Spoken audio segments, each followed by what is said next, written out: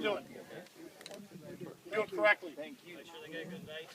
Start off with a good base, so it could be just starting in a breakdown position, or it could be putting them through the feet, sink, hand, or squeeze, sink, hands. Maybe you start off with that. Maybe they start to master that, and it's just get in a breakdown position. Start them in a breakdown position, okay? You can freeze them at any point on the bag. You can just say, give them a freeze command, and make sure that they're short, choppy steps and that they're in control. There's a lot of things that you can do just on this bag, and all we're looking for is short, choppy steps and getting themselves in a balanced, controlled position. So when they're getting ready to hit, we want to be balanced up, and we want to be in control physically. If we're not in control and we're leaning forward, what happens? We catch ourselves, our head comes down, and our butt goes up. So we've got to work to get kids in that control position, so they're sinking their hips in control. What else?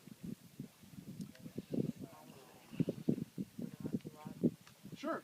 And sometimes we start and we end up in too wide of a stance or too narrow of a stance. And we're going to add the hip position at the end. We're going to eventually rip into this. So we're going to buzz through and then rip and finish. What else? Slow down. Yeah, they need to understand that this is not a race.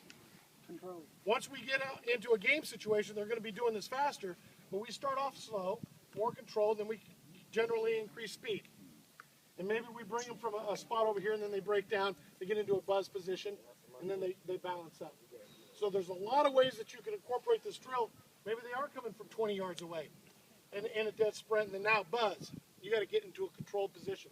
You got to buzz. So they're free safety, and they're filling the alley, and they're coming to the outside, and they're trying to, cut off a toss sweep or whatever it may be. Filling the alley, so they got to come running in. They got to get into a buzz. They got to get into a buzz and get ready to make contact. What else? Don't go down arm over the bags.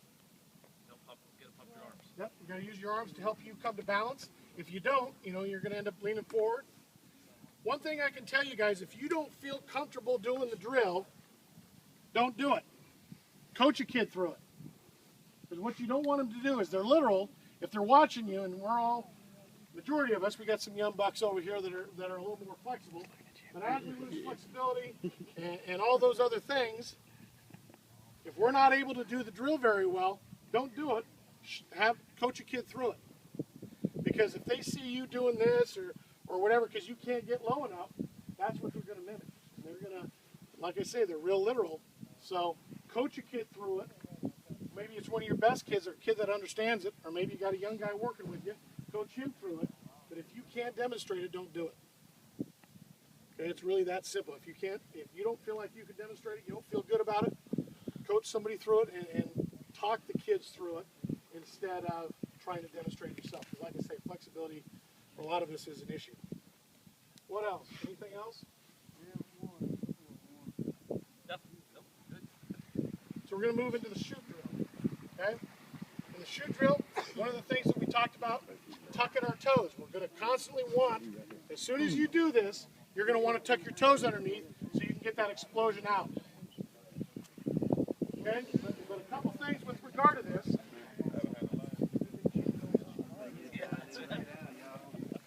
You got to make sure we adjust the bag. So some of these guys, as they get older, the bag's going to be a little further away because as they explode up and through, they're going to jump over the bag if they're real explosive. So coach is going to do this. I'm going to say sink, hit. And that's the shoot position. You're working on the hips, you're working on your head up, and the first thing that really should hit the bag is your thigh pad or your putt. One of the two. Sink, hit. Hurt a little bit, didn't it? No? And that's why you want the kids to do it on the pad. Hopefully, Hey, y'all got a defibrillator? some of the pads are a little bit more firm, some of them are a little bit more flexible, but I got a tweet from a guy who was